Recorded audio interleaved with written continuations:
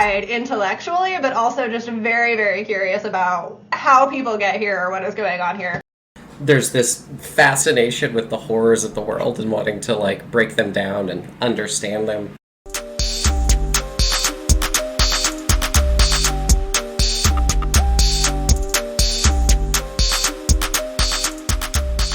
And then there were three.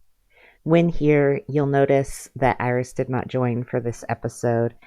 Iris needed to take a step away from this project, and we will greatly miss her. We appreciate all of her contributions to getting this thing off the ground and running, and hope that she'll be able to join for an episode here or there. We want to wish her all the best, and on with the show. All right, welcome to the Sociology Pod, where sociologists Winona, Wynn, and Michelle talk with a variety of guests to expose complex relationships between the personal and the political. Using sociology to explore big ideas, we explore the taken for granted in everyday life, and we break down the complexity of institutionalized issues and inequality through lived experiences. Yay! Today's guest is Rina James, a doctoral candidate in sociology at the University of Arizona, working at the intersection of gender, digital culture, and far-right politics. Their dissertation maps user trajectories across male supremacist communities on Reddit, identifying individual, community, and platform-level factors that drive differential participation and radicalization in far-right extremist movements.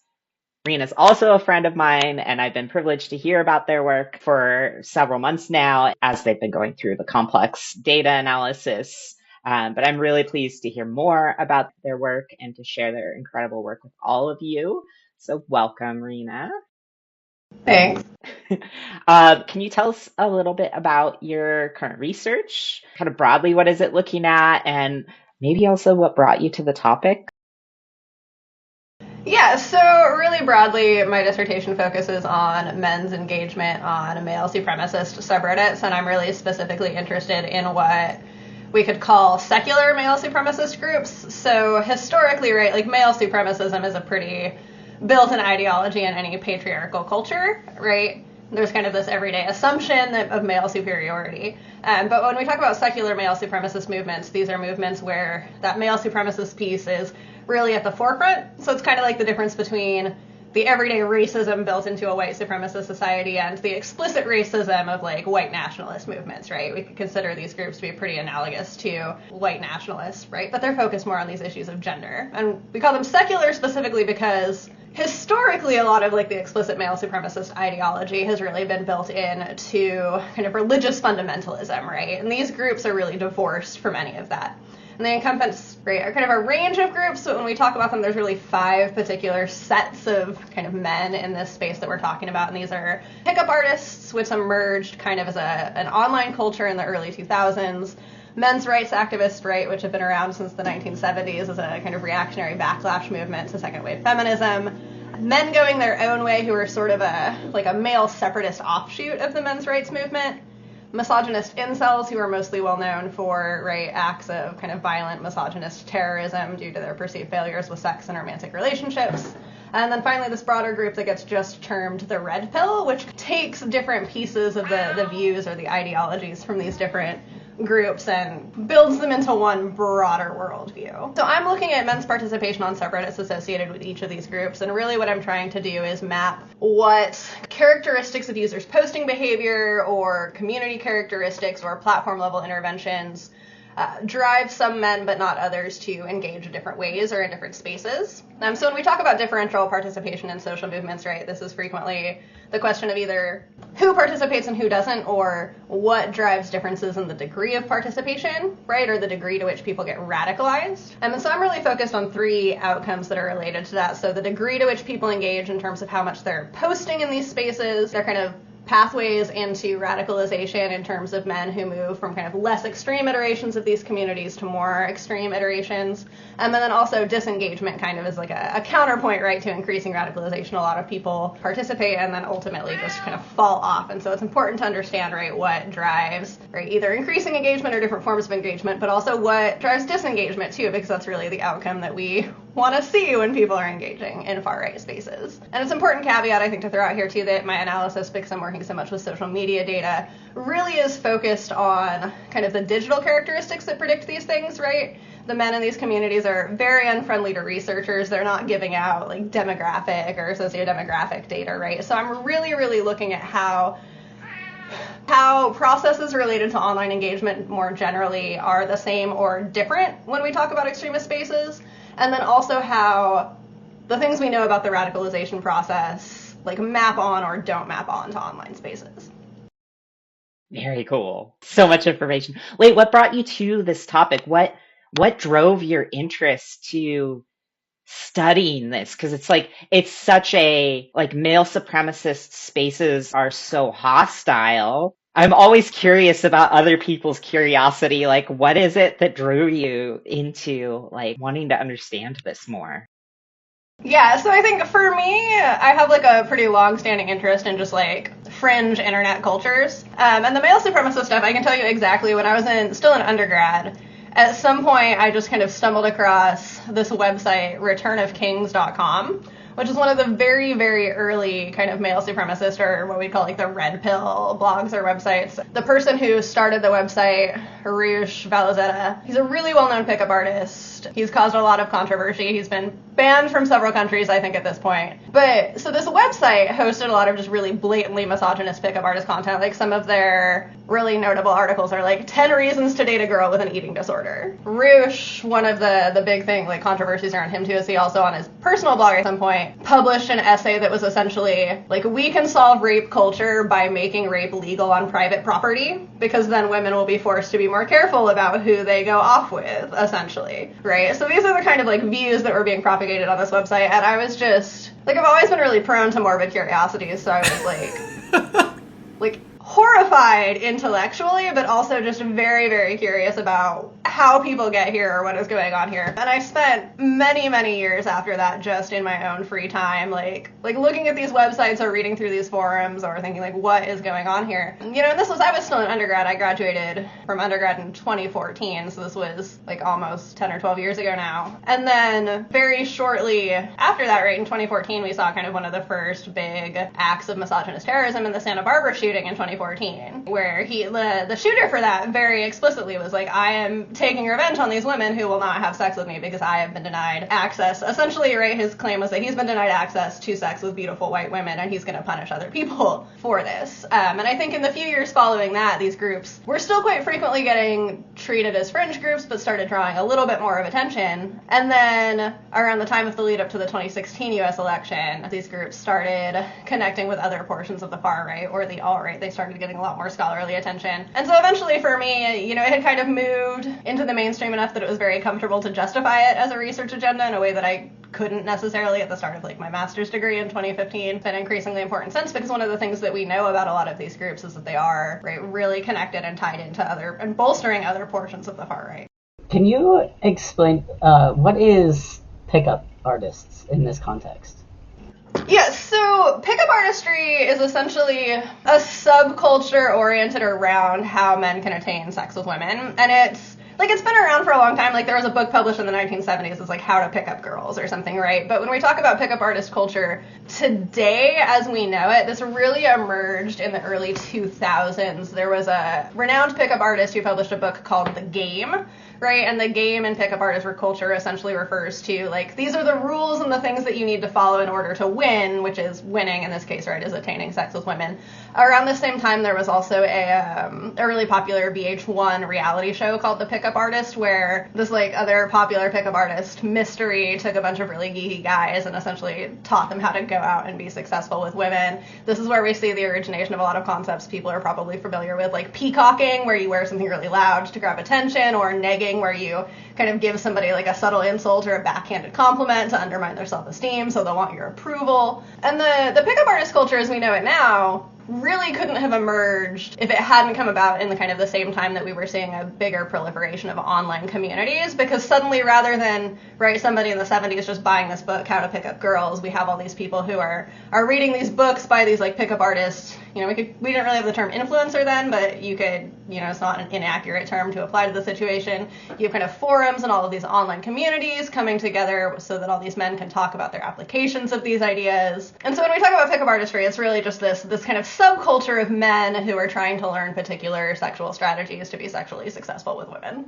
As you were talking, I just remembered the movie Hitch. And that's like the entire concept. And this is something that I feel like is a really good example of something that is like, I guess, an example of media where we can tell then that it's very socially acceptable to a certain extent, right?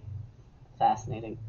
Actually, I have a question that we did not prepare, but as you were talking about this, I'm wondering if you have any like coping mechanisms, if you will. How do you handle the mental stress of the content of your analysis? Yeah, so I think on the one hand, it's fortunate that mostly I'm doing a quantitative analysis, so I'm really looking at like metadata for characteristics and posts, and I'm not reviewing a lot of texts. I will say I have like a in-process paper that looks a little more at kind of the discourses around race and gender specifically in the incel community, and a lot of it is horrifying because there is, right, like the male supremacist groups aren't also not racist, right? There's very much a lot of white supremacist ideology built in. It's just sort of in the background instead of the foreground, right? In the same way that we know like white supremacist movements are also male supremacists. That's just not what they lead with. So I think it's like a combination of things. I have a really good support system in that I'm associated with a think tank, the Institute for Research on Male Supremacism, and they do a lot to kind of provide networking opportunities and like safety trainings and things like that. I will say too, I think like personal disposition really helps here. I'm always a person who's been really, like I'm a morbid person. And so I think like there's kind of, like I kind of have a split reaction when I look a lot of this stuff where again, it's like intellectually I'm horrified, but like emotionally, I'm just so intrigued because the logic of the ideologies in these spaces are just so wild to me. Especially, I think, like one of the things that comes up a lot for me is that there are reasons that men are moving into these spaces, right? They feel disenfranchised. They feel like, all of the discourse around like toxic masculinity or whatever they take as an attack on masculinity as a whole, and they don't feel like they have like a positive masculine identity that they can aspire to, and then they go this particular way with it. And a lot of the advice that's given in these communities at the individual level is really not terrible. It's like focus on making yourself an interesting and attractive person and women will like you and people will like you and your life will be better off. But then for some reason they also have to go and couch it in like a ton of misogynist nonsense, right? I like to compare it honestly to like Freud and psychoanalysis, where there's some very common sense things in psychoanalysis, right? Like the process of growing into being a person is trauma. Like I'm not going to really argue with that. I think it makes a lot of sense, right? But then Freud had to go and couch it in like penis envy and all this weird gendered stuff, and it's like there's this little nugget of something that's very reasonable that then for who knows what reason just has to be couched and all this other kind of nonsense. And I think a lot of the stuff that happens in these male supremacist spaces, or that's kind of advocated for through what we call red pill ideology, which is the terms that these groups used for their shared ideology, is not necessarily like terrible advice. It's the same as like, if I don't know if y'all are familiar with Jordan Peterson, right? But he has a huge impact on young men, and some of his advice is very sensible. It's like, take a shower, clean your room, your life will be better. And none of that is controversial, but then for some reason he has to couch it in all of this other weird misogynist nonsense. And so I think for me that helps me to, like, obviously, like, intellectually I take these things very seriously. These groups are causing some pretty intense harm in some very noticeable ways, but I think emotionally some of that also really helps me to not get quite as like bogged down and despondent as I could if I were studying things that were like horrible but less ridiculous. Yeah, and more isolated. That I feel like that's so interesting. All of what you just said was so fascinating. But then thinking about how I've always considered a drawback of quantitative methods to be kind of like being alienated from participants or like who gave the data, but you flip it in a way that it's like that's actually a positive that you're not so deeply in it. Yes, I love being alienated from these people. Real.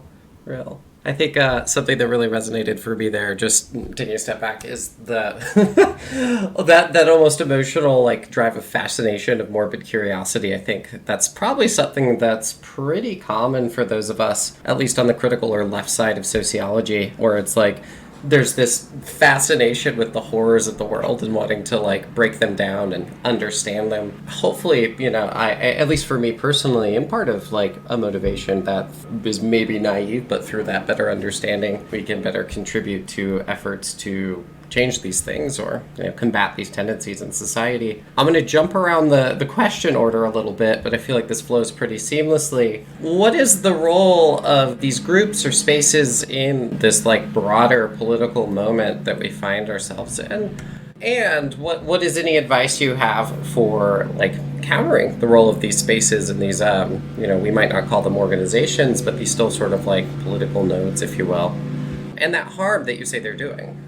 Yeah, I wish I had better advice for countering it. I'm going to start there because I have less to say about it. Unfortunately, like a lot of what we know about de-radicalization is that it tends to be driven a lot more by biographical characteristics, right? People are likely to get sucked into these movements at particular moments in their life under particular conditions, and de-radicalization often works the same way, where they're perhaps like already feeling a sense of disalignment with a movement, or that the movement has kind of failed to make good on whatever it's been promising, and that combined with perhaps characteristics of social networks or things like biographical availability, which essentially just impacts kind of how much time or how available people are to engage, right? Changes in those things are often some of what we see driving disengagement. In terms of the groups that I study, deplatforming, right, things like community bans on Reddit, kind of has a mixed effect. People tend to engage less after that, and sometimes people do kind of just move on to different unrelated communities and stop engaging, but we also know it can have an intensifying effect where some people are radicalized through that kind of a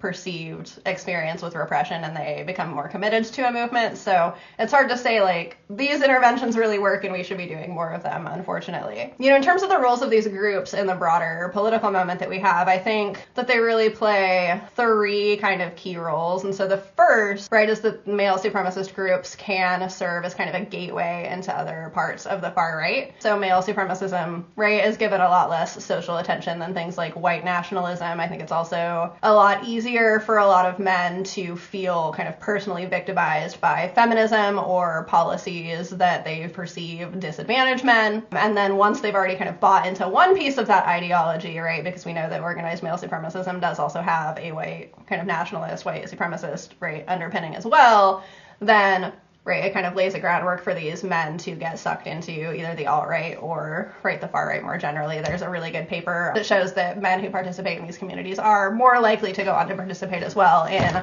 alt-right or other far-right spaces. So in that sense, right, it's kind of an entry point or a great gateway into broader far-right extremism. Another thing that's offered by these groups is that I would argue that they have a diversifying effect, in that, right, historically a lot of far-right politics has been really rooted in white nationalism. And because of that, right, it's pretty limited to participation of white individuals, right? We know that there are occasionally people of other races who somehow align themselves with white supremacism, but this tends to be pretty uncommon. With these male supremacist groups, because they're putting gender at the forefront instead of race, right, it really provides an avenue for men of color to enter into far-right participation in a way that they perhaps previously wouldn't have. Because men of any race can feel these sets of grievances, either that they don't have the access to women that they were kind of promised, right, that they're being denied their patriarchal dividend, or society doesn't care about them because it has less policies that are focused on protecting men, right, compared to women, right? So like men of any race can really feel that they are getting a raw deal based on, right, the gains of feminism and the way that gender politics are operating in our current society. So this is one of the things we see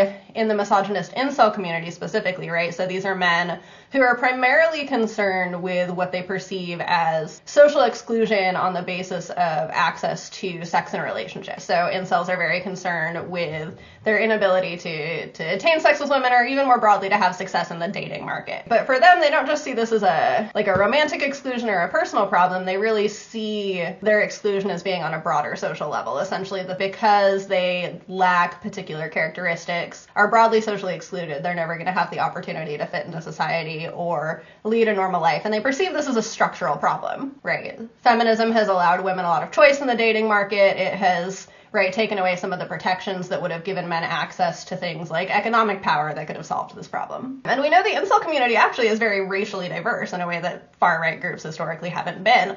There are whole subsections of the incel movement that are focused on the perceived disadvantages in the dating marketplace based on racial identity, to the point that a common kind of maxim within the incel community in talking about how to not be an incel is just be white, right? And it's interesting because they're kind of acknowledging that we live in this kind of white supremacist society that values white masculinity over other masculinities, but instead of blaming white supremacism, they're blaming women, right, for this problem. It's that women are too choosy, or women are upholding these notions of like white male superiority, right? And so that like gives an avenue for men who might not have otherwise participated in far right spaces to still share these grievances based on race and gender and to engage in a way that they might not have prior to this big increase in organized male supremacism. I think kind of the third role of these groups in the broader far right space is that misogyny in general serves as a through line to connect a bunch of disparate groups. So you have secular male supremacist groups, right, religious fundamentalists,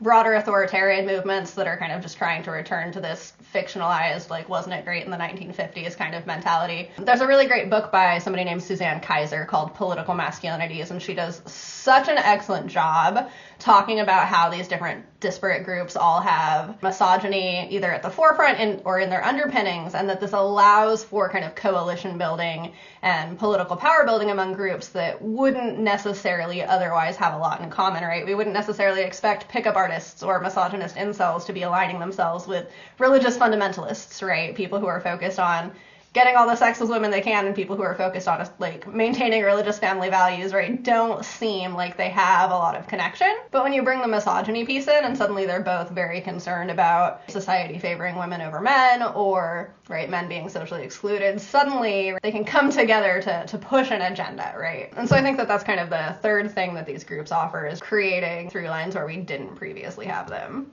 Morbidly fascinating.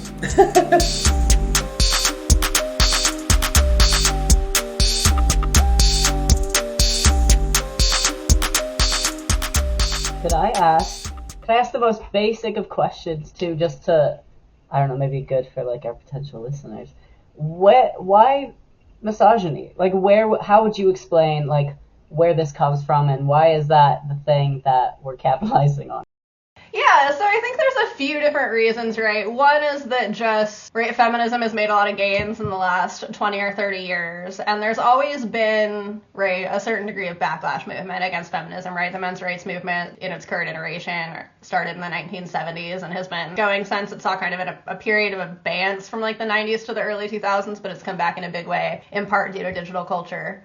I think the largest thing that we're seeing now is that there have been quite a few socioeconomic changes over the last couple decades, and in particular, increasing economic precarity just all around, right? We all know we live in a capitalist hellscape, right? There's no denying that everybody is more economically precarious than they were before. But I think one of the big things is that, and this is a really great point that gets made in that Political Masculinities book that I was mentioning, which is that men, and especially white men, have historically been more protected from economic precarity than other groups, right? Like women, people of color, have always had to deal with a certain degree of that. Because it's newer, especially for white men, but for other men as well, they take it a little more personally, I guess is the way that you could think about it, or they're not used to it, right? So it's this new sense of precarity, and it's accompanied by this perception that a lot of kind of social protections or social initiatives are focused on other groups instead of them. All right, and so that combination of things together, I think, really creates a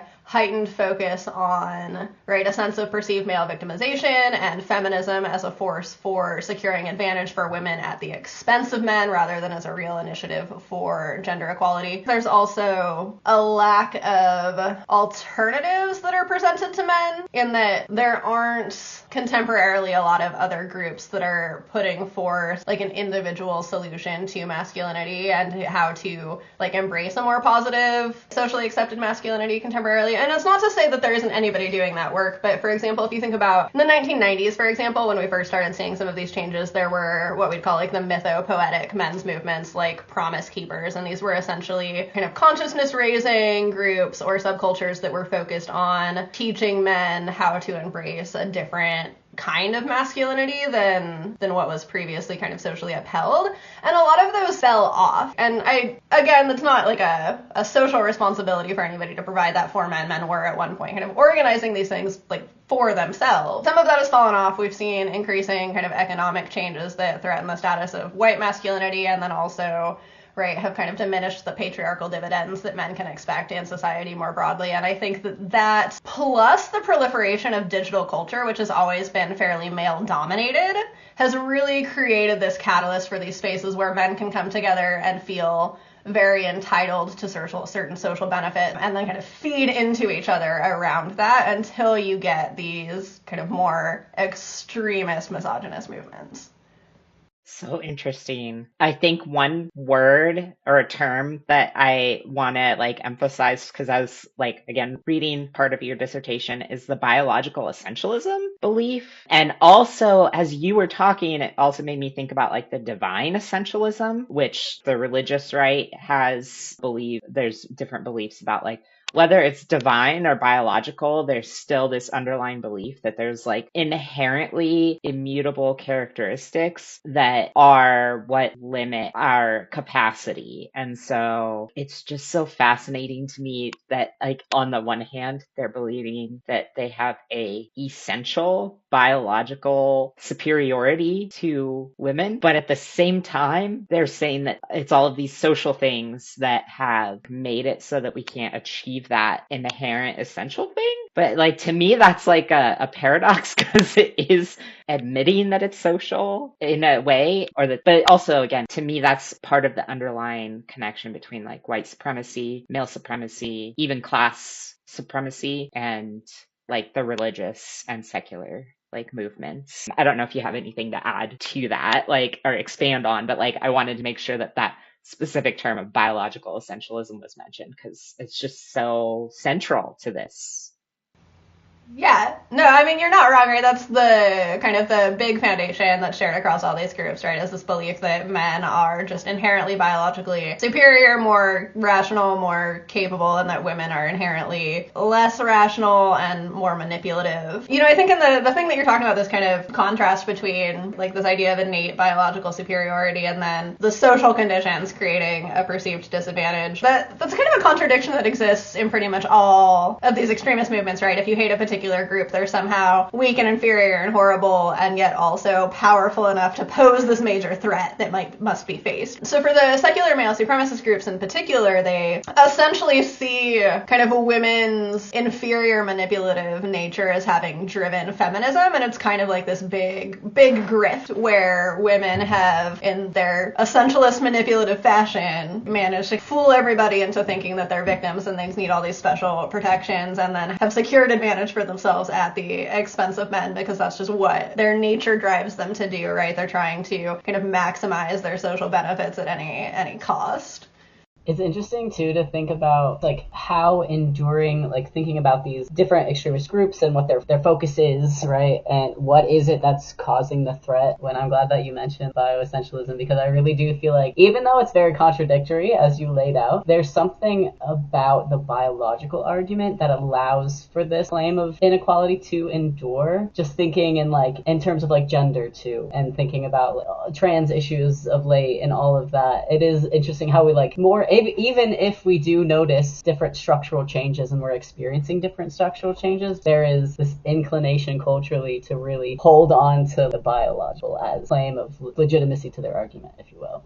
And not only a claim of the biological, but it's this mythical notion of the biological. It's not actually grounded in contemporary biological science at all, but I don't know, appeals back to the naturalization of exploitation and oppression in capitalist hellscape society, as you put it, Rina, through these sort of ideological biological arguments, right? I think it's very interesting to see that at play here in these spaces in a much more contemporary context, but I suspect there's an ideological through line going all the way back to social Darwinism and other sort of related attempts to, primed by the inequalities in our society, look out into the natural world and be oh wow, this species does the same thing. They don't at all, but that doesn't matter, and then use that to justify it back in here.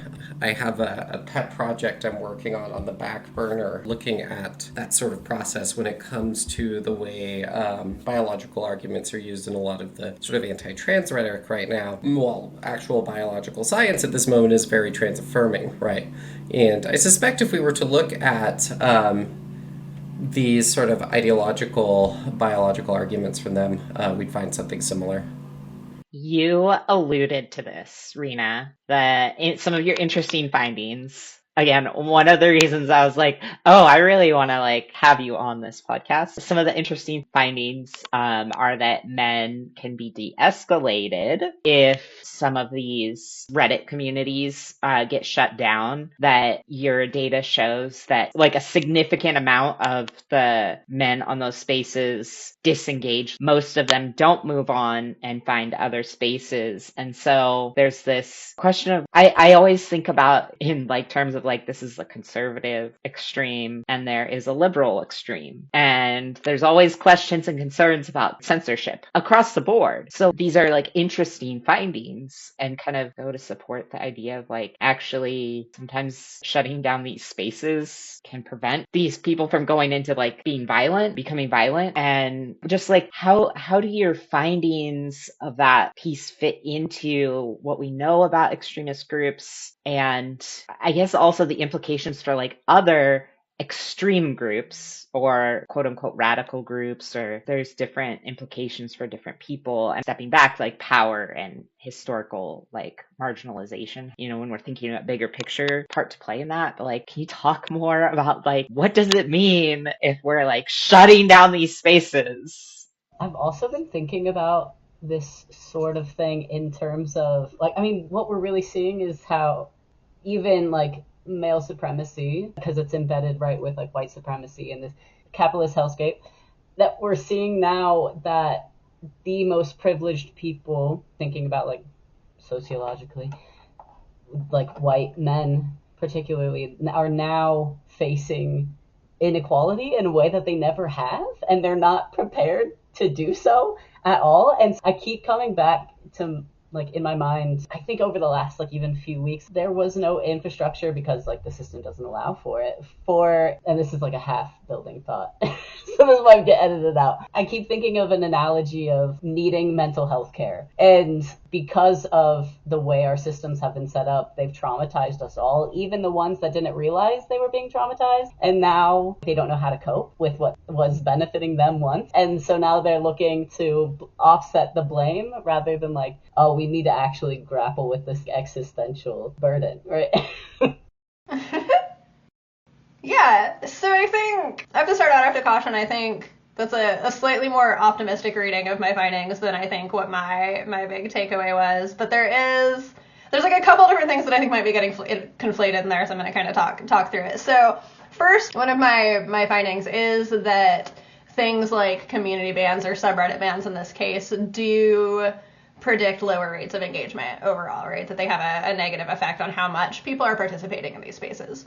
So in that sense, they do seem to be effective in getting people to engage less. At the same time, we also know from previous research that when these communities get banned, what tends to happen is that some people stop participating in these spaces and they go to participate in other areas of Reddit that are unrelated. And that's great, right? They just go on with their life, pivot to something less radical or extreme or unsavory, and that's great. But what we also know is that some people, in the wake of what they see as censorship, will move to other spaces where they don't run into those kinds of sanctions. So when Reddit first started doing things like community quarantines and community bans, there were a lot of users who shifted to sites like Gab, which brands itself as a censorship-free alternative that's friendly to far-right views, or Vote was another. I mean, they basically just like copied Reddit's platform, but we're not going to do any kind of censorship, right? So I'm finding that men engage less after these things, but there's no guarantee that they aren't simply going to continue engaging elsewhere. And then what I've also found is that in the wake of things like bans or community quarantines, that they have this kind of shuffling effect where men will move to different communities, and some of those communities might be less toxic or extreme, some might be more, but the like size of the effect is stronger for pushing men into more toxic communities. So like we know that experiences of repression and social movements is one of the biggest things that can drive increasing radicalization more generally. And so that's something that we know about kind of offline radicalization that appears to also be happening online. And we see the same thing where community bans and quarantines were also associated with a lower odds of overall disengagement. So it does seem to have an effect of increasing people's commitment to these spaces. So in that sense, it's not necessarily the greatest news, and it doesn't necessarily bode well for these kinds of platform level interventions as actual effective interventions. That being said, one of the things that I did also find that I think was kind of coming up in what you were talking about, Wynn, is that just descriptively, in general, most of the people who participate in these spaces are not doing so in any big or substantive way. So the data that I'm working with, I have 1,100,000 something users that I'm looking at. The overwhelming majority of these people, like 90% or something, they're active in these spaces for less than a year, at least in terms of active posting behavior, right? I don't have information on who's just like hanging out and reading, but of the people who actually like make at least one post in these communities, most of them are there for less than a year. Most of them make 1 or 2 posts and then they're just gone, right? Similarly, one of the reasons that I kind of started this particular dissertation project is that there's been increasing participation, specifically in the kind of more toxic iterations of these communities. So, right, the earliest secular male supremacist movements were like the men's rights activists and the pickup artists. And what we've seen, right, in the last decade-ish has been a lot more participation in things like the misogynist incel or men going their own way or the red pill spaces where they're espousing, right, more extreme and more toxic kind of iterations of this red pill ideology. But what we see is that the growth in these communities is primarily driven by influxes of new users who don't stick around. So, right, so it's essentially, right, what it looks like is happening is that particular communities start to get a lot of attention. A lot of people show up there to kind of see what it's about and engage. You end up with a lot of posting activity for a very short period of time, but people aren't engaging in any sort of enduring or lasting way.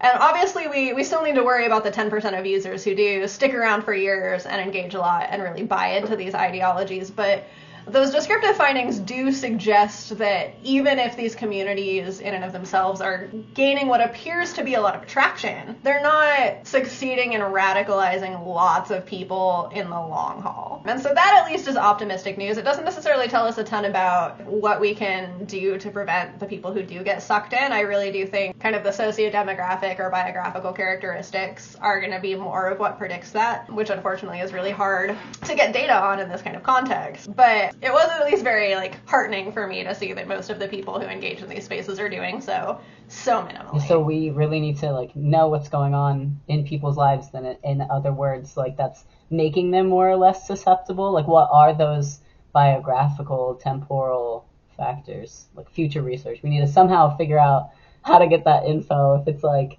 some type of like infiltration. I don't know, because there is some, right? There's some qualitative data on like those types of groups, but yeah, and we do, I mean, the radicalization literature, right, we know that like people who get drawn into extremist movements meet kind of certain sociobiographical conditions. Like they tend to be either exposed through social networks or the same way that people get sucked into like religious fundamentalist groups or cults or things like that, right? People have like this pre-existing seeker mentality where they're looking actively for some kind of like ideological framework or community to give their life meaning or purpose or help them make sense of like adverse experiences that they've had. And so we know that those things make people susceptible to embracing these kinds of ideologies. We also know that, you know, what we call in the social movements literature biographical availability, which is just like, does this person have room and time in their life to get really involved, right? A lot of people don't. If you have a family and you're working a 9-to-5 job, right, the amount of time and energy that you have to devote to being an extremist is much smaller than if you're, say, employed in precarious part-time work or unemployed or, right, in a rural disenfranchised area where, right, it can become very easy to want to blame minority groups, for example, right, on your experiences of difficulty, like maintaining employment or these kinds of things, right? So we know that all of those drive entry or radicalization into extremist movements more generally. One of the big open questions has been how much that matters in the online context, and that is still a little bit of an open question, right? Probably at least some of the people who are engaging really heavily in these spaces meet a lot of that criteria. I can tell you, you know, in looking at who is posting how much in these spaces, most people are doing it once or twice, but I have people in my data set who have made upwards of 20,000 posts on these forums in a year, right? Who are posting like so frequently. And so presumably, right, these are people who have a lot of time to be engaging online. You know, and it's important to kind of put as a caveat here, right, one of the things you also have to worry about when working with social media data is like how genuine are these users, right? Because you can have like bots and these things, but, you know, even after like looking and checking, you can tell that these are real people engaging, right, if you look at their post histories. And so presumably, right, those people have a lot of time in their life for some reason that makes them available, and that's one of the biggest things that drives, not just extremist movement, but any kind of heavy social movement activism. Like, you have to have the time and capacity.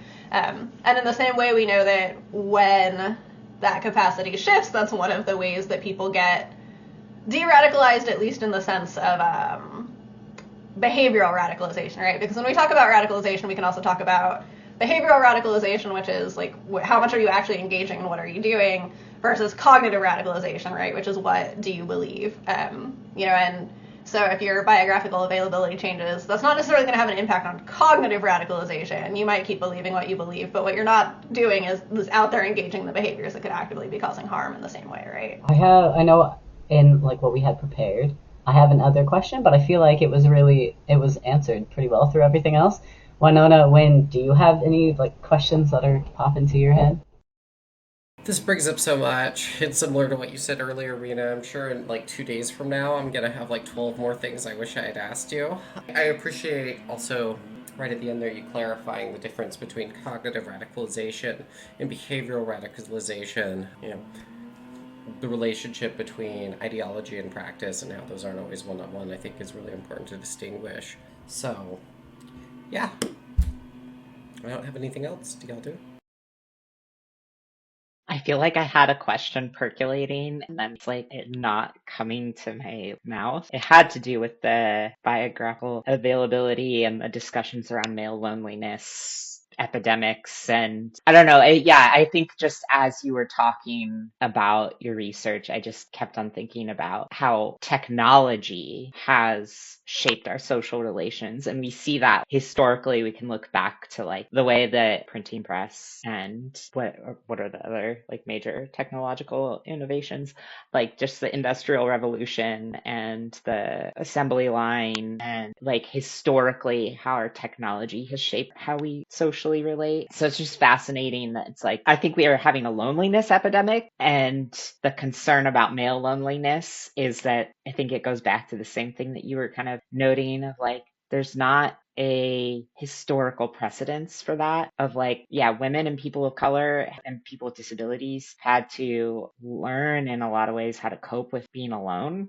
And our technology is like adding this whole other layer. I don't know, that idea of male loneliness was coming into my mind as you were talking. To me, that feels like this outside perspective on what's also driving some of these men's behaviors, or one of the concerns. Yeah, there was no question in there, but it just was a thought. I don't know if you have anything to riff off of that. I mean, I do think you're onto something. I think especially, right, that's like kind of one of the big things that gets expressed in the incel community, right, is that a lot of the men in the misogynist incel community specifically feel very socially isolated or cut off from relationships, in part because we live in a society that tells men that, right, truly, like, emotionally intimate relationships should be reserved for romantic relationships. I mean, I think this is one of the things, is I think that there are a lot of people in these groups who are, like, very genuinely suffering at the individual level in certain ways, and that this is in part, right, because of social conditions that are contributing to things like, not just economic precarity, but like social isolation and these kinds of things. And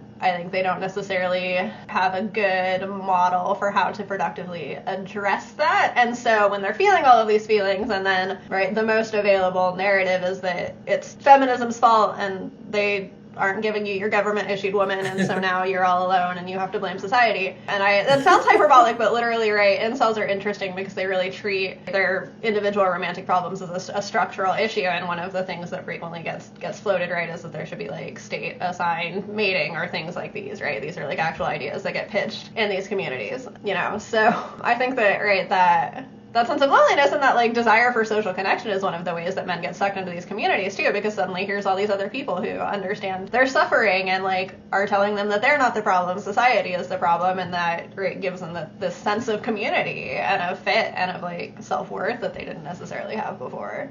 I think that's really important to make note of too, just because I feel like a lot of times we'll see in, like, whether it be leftist spheres or what have you, or just because of past trauma with someone who is like these type of people, right, that there seems to be less empathy for white men, right, because they have looked like the, like, what's the word that I want to use? The perpetrators of mass harm. So like all the history of this nation, right? And this isn't a question either. Now this is just my thoughts coming out like when like you did, but like and it's interesting too, right? Like, and it seems like maybe a fine line or a tightrope to walk of like, we need to give these men support, right? Without support, we're seeing this happen. But then I could anticipate some pushback of like, other people need supports too, maybe first. Or like, I don't know, Rina, what do you think about that?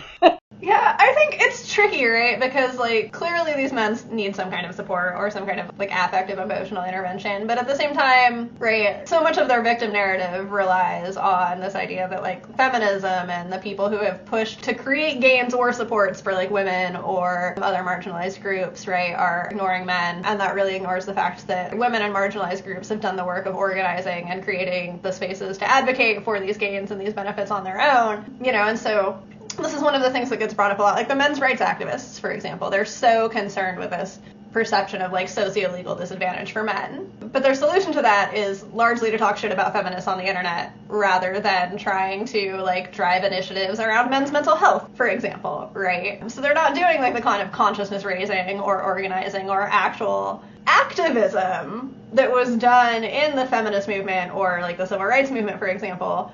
And so in that sense, like it's legitimate to say that in contemporary society, there are downsides to the patriarchy, right? I think that it's not a controversial feminist take to say that the patriarchy hurts everyone.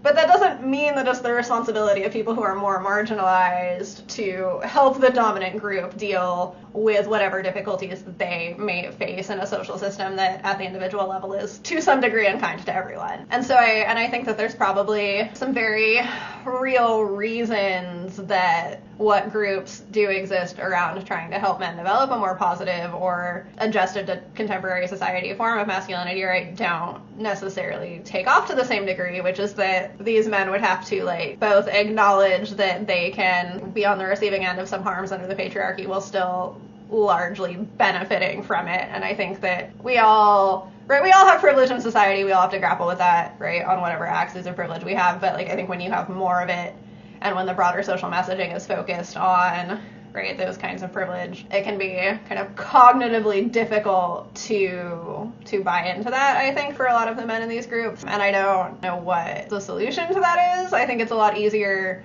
right, if you like already occupy at least one marginalized position. I think that understanding that you can be both privileged and oppressed is a lot easier than if you have, right, a higher degree of privilege, right? I'm trans, I'm from a working class background. It's really easy for me to see how other people have privilege, and that also makes it very easy for me to understand how as a white person in society, I still have a lot of privilege, you know, in the way that if you were raised white, male, upper middle class, or middle class, right, it might be a little harder to not, I don't know, feel attacked to your essence or something. So I don't know what the solution to that is. Yeah. Probably beyond the scope of this episode, unfortunately.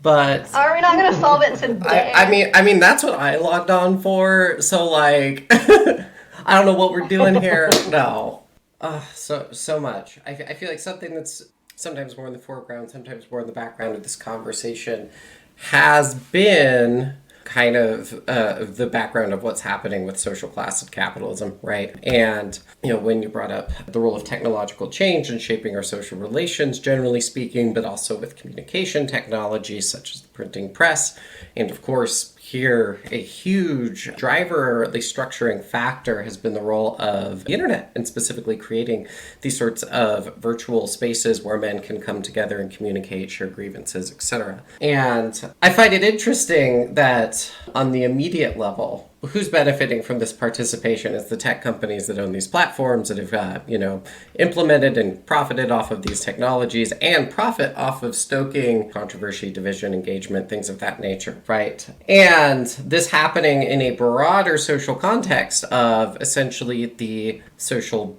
contract or bargain or class compromise that came from the New Deal in the United States being eroded and ultimately abandoned as the Democratic Party moves away from the working class or what have you. I promise this is relevant. This has reminded me a lot of different aspects of the work of Nancy Fraser. I think she has an excellent paper that talks about the gender dynamics of this like New Deal social democracy in the United States that did put the at least white working man in a position of relative privilege by being the breadwinner of the family. And then this created a situation where a lot of working class people in the United States were able to be a little bit more like advantaged in terms of their immediate material wealth overall, sharing a slightly larger portion of the pie of what the value capitalism is creating, but having that really structured through like a patriarchal family structure. And it seems that now that relative position of privilege for white men is being undone, that perceived loss of privilege is able to be exploited in form of grievance, as you said, which also benefits capitalism, broadly speaking, in this new moment, and our billionaire overlords as they increasingly choose the stick over the carrot in this fascist moment and are able to sort of exploit the way that these divisions were structured generally, which, I don't know, again, speaks more, I think, to morbid curiosity than a solution to the way out. And I very much heard on that, like, this doesn't therefore make it the responsibility of folks who have been more exploited and oppressed than these social groups. But there is, at the same time, this kind of common experience, as you also say, of being exploited under capitalism. And it feels like, to me, a